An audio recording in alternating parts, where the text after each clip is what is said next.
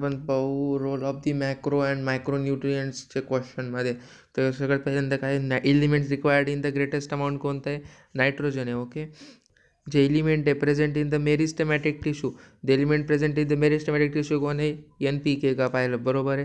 त्यानंतर required for the phosphorylation रिॲक्शनसाठी phosphorus आहे. The element found in the bud leaves आणि रूट टिप्समध्ये कोण आहे? पोटॅशियम आहे. Growth of the root tips आणि calcium, growth of the root टिप्ससाठी कोण आहे? कॅल्शियम आहे. आणि elements found in the bud leaves आणि रूट टिप्ससाठी कोण आहे? पोटॅशियम आहे. ओके. त्यानंतर प्रोटीन सिंथेसिससाठी कोण आहे? प्रोटीन सिंथेसिससाठी पोटॅशियम. हे कसं लक्षात ठेवणार? पो म्हणजे काय? पोटॅशियम. प्रो म्हणजे प्रोटीन सिंथेसिससाठी काय? पोटॅशियम आहे. त्यानंतर ॲक्टिवेशन ऑफ द मेनी एन्झाईमसाठी कोण आहे? कॅल्शियम आणि पोटॅशियम. पोटॅशियम काय? Activation of the many enzymes. Activation of the many enzymes कोण आहे? कॅल्शियम आणि पोटॅशियम. CA आणि K काक. ॲक्टिवेशन ऑफ द मेनी एन्झाईमसाठी कोण आहे? कॅल्शियम आणि पोटॅशियम. ओके. त्यानंतर opening and the closing of the स्टोमॅटासाठी पोटॅशियम किंवा maintenance of the turgidity of the cell potassium. Okay. त्यानंतर ओपनिंग आणि क्लोजिंग ऑफ द स्टोमॅटासाठी opening and closing of the स्टोमॅटासाठी आपण पाहिलं पोटॅशियम किंवा maintenance of the turgidity of the सेलसाठी पण काय पाहिलं आपण? पोटॅशियमच पाहिलं. ओके. त्यानंतर आपण पाहतो element required in the meristematic आणि differentiation tissue for the cell wall formation. Cell wall फॉर्मेशनसाठी किंवा जे element required by the meristematic and the differentiation tissue, हे एक महत्त्वाचा पॉईंट आहे. The element required by the meristematic and the differentiation tissue for the cell wall formation. Cell wall फॉर्मेशनसाठी जे आहे ते कोण आहे? कॅल्शियम आहे. ओके.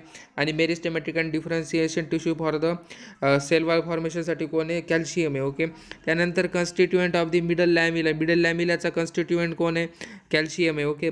कन्स्टिट्युएंट ऑफ द मिडल लॅमिला कोण आहे? कॅल्शियम. कन्स्टिट्युएंट ऑफ द मिडल लॅमिला कोण आहे? कॅल्शियम. कन्स्टिट्युएंट ऑफ द मिडल लॅमिला कोण आहे? कॅल्शियम आहे. ओके.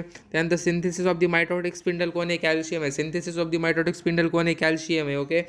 त्यानंतर element accumulate in the older लिव्जमध्ये जे एलिमेंट आहे कोणतं ॲक्युम्युलेट होतं? कॅल्शियम होतं. ओके. त्यानंतर element accumulate in the older leaves कोण आहे? Calcium. Element accumulate in the older leaves कोण आहे? कॅल्शियम. ओके. त्यानंतर several functioning of the cell membrane for the normal functioning of the cell मेम्ब्रेनच्या नॉर्मल फंक्शनिंगसाठी कोणतं एलिमेंट आहे? कॅल्शियमच आहे. Okay. Normal functioning of the cell मेम्ब्रेनसाठी कोण आहे? कॅल्शियम आहे. त्यानंतर आपण पाहतो activation of the enzyme for the respiration and the photosynthesis. हे एक महत्त्वाचा पॉईंट आहे. Activation of the enzyme for the respiration and the photosynthesis कोण आहे?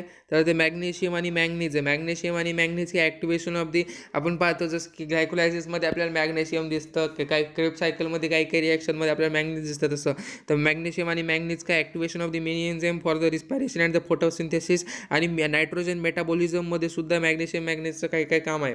त्यानंतर in the nitrogen metabolism also respiration photosynthesis nitrogen मेटाबॉलिझममध्ये कोणी? मॅग्नेशियम आणि मॅंगनीज आहे. ओके. त्यानंतर पाहतो element participate in the synthesis of the डीएनएच्या सिंथेसिससाठी कोण आहे? मॅग्नेशियम आहे. मॅग्नेशियमचं फार इम्पॉर्टंट काम आहे. मॅग्नेशियम काय करतो? Participate in the synthesis of the डीएनएच्या सिंथेसिसमध्ये मॅग्नेशियमचं काम. Element participate in the synthesis of the DNA. Okay. Element participate in the synthesis of the DNA. त्यानंतर constituent of the ring structure of the chlorophyll कोण आहे? मॅग्नेशियमच आहे. आपल्याला माहिती आहे मॅग्नेशियम 4 पोरफायरिन सोबत जोडलेला राहतो. त्यानंतर काय? Constituent of the ring structure of the chlorophyll काय?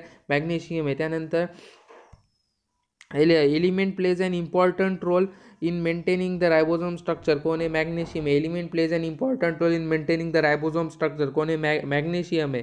हे एक महत्त्वाचं आहे. हे रायबोझोमच्या स्ट्रक्चरमध्ये दोन रायबोझोम जे सब युनिट असतात ते बाइंड करण्यासाठी कोण आहे? मॅग्नेशियम आहे. Mg2+ आयन काम करतात आणि त्यांचं कॉन्सन्ट्रेशन किती राहतं? 0.001 मोलार कॉन्सन्ट्रेशन. ओके.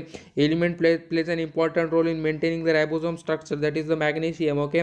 त्यानंतर हा एक राहिला होता element that are essential for the formation of the chlorophyll.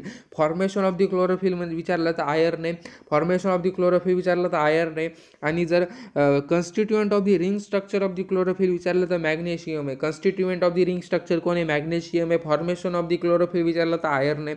त्यानंतर element plays an important role in maintaining the रायबोझोमचं स्ट्रक्चर. आपण आताच पाहिलं 2 रायबोझोमच्या स्ट्रक्चरला बाइंड करण्यासाठी मॅग्नेशियम कामात येतो.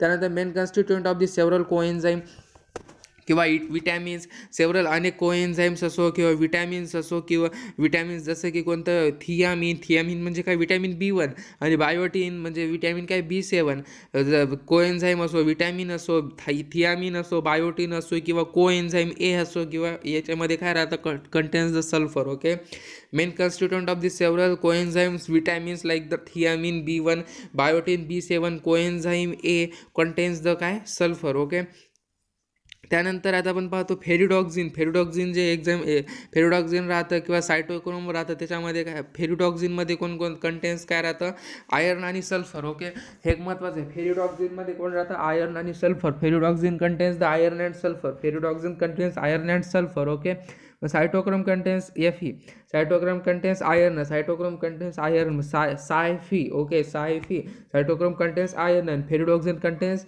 iron and sulfur ferridoxin contains iron and sulfur okay guys त्यानंतर involved in the हे काय ETS मध्ये हे फेरिडॉक्झिन आणि सायटोक्रोम काय इन्व्हॉल्ड होतात ETS मध्ये फेरिडॉक्झिन आणि cytochrome involved in the ETS okay त्यानंतर क्वेश्चन 23 मध्ये काय activation of the catalase enzyme activation of the catalase enzyme कोण आहे iron activation of the catalase enzyme कोण आहे आयर्न आपण पाहिलं आयर्नमध्ये कोण होतं फेरिडॉक्झिन होतं सायटोक्रोम होतं ओके आणि फेरिडॉक्झिन आणि सल्फर कशामध्ये होतं आयर्न आणि सल्फर कशामध्ये होतं फेरिडॉक्झिनमध्ये होतं आता activation of the catalase enzyme कोण आहे तर iron activation of the catalase enzyme कोण आहे iron activation of the catalase enzyme iron activation of the carboxylase enzyme zinc activation of the carboxylase enzyme कोण आहे zinc activation of the catalase enzyme कोण आहे iron कॅटालायज म्हणलं तर iron आणि या कार्बॉक्झिलेज एन्झाईम म्हणलं तर झिंक ओके त्यानंतर बायोसिंथेसिस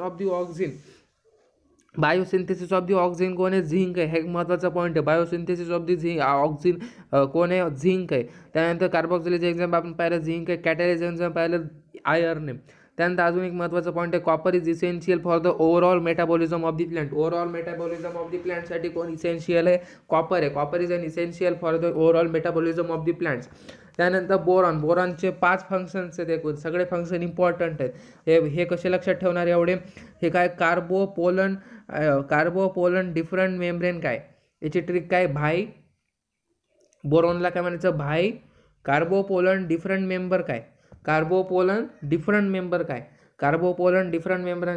मेंबर काय भाई कार्बोपोलन डिफरंट मेंबर काय तर हे याला ट्रिक कशी यूज करायची भाई म्हणजे काय बोरॉन ओके आता कार्बो म्हणजे काय ट्रान्सलोकेशन ऑफ द कार्बोहायड्रेट म्हणजे काय translocation of the carbohydrate pollen म्हणजे काय पोलन जर्मिनेशन डिफरंट म्हणजे काय differentiation cell elongation and the differentiation different म्हणजे काय cell elongation and the differentiation त्यानंतर मेंबर काय membrane functioning of the membrane okay functioning of the membrane आणि काय म्हणजे काय reuptake and the utilisation of the calcium हे एक अतिशय महत्त्वाचं पॉईंट आहे reuptake and the utilisation of the calcium हे कोणाचं काम आहे बोरॉनचं काम आहे ओके तर बोरॉनचे आपण कोणते 5 फंक्शन पाहिले कोणते भाई कार्बोपोलन डिफरंट मेंबर काय कार्बोमध्ये काय पाहिलं ट्रान्सलोकेशन ऑफ द कार्बोहायड्रेट पाहिलं त्यानंतर पोलनमध्ये पाहिलं पोलन जर्मिनेशन डिफरंटमध्ये पाहिलं आपण cell elongation and the differentiation मेंबरमध्ये पाहिलं फंक्शनिंग ऑफ द मेम्ब्रेन आणि कायमध्ये पाहिलं reuptake and the utilisation of the calcium हा एक अतिशय महत्त्वाचा पहिला पॉईंट आहे आणि चौथा एक पोलन जर्मिनेशनचा पॉईंट अतिशय महत्त्वाचा आहे बोरॉनचा त्यानंतर आपण पाहतो मॉलिब्डेनम काय कंपोनंट ऑफ द नायट्रोजनेज असो किंवा नायट्रोजनेज असो किंवा नायट्रेट रिडक्टेज असो जेव्हा पण नायट्रोजनेज असो नायट्रेट रिडक्टेज असो किंवा तेव्हा काय लगेच लिहायचं उत्तर molybdenum is an component of the nitrogenase and the nitrate reductase त्यानंतर फोटोलायसिस ऑफ द वॉटरमध्ये आपण पाहतो मन का कल त्याला हे कोणते एलिमेंट आहे फोटोलायसिस ऑफ वॉटरमध्ये मन का कल मॅग्नेशियम क्लोरीन अँड कॅल्शियम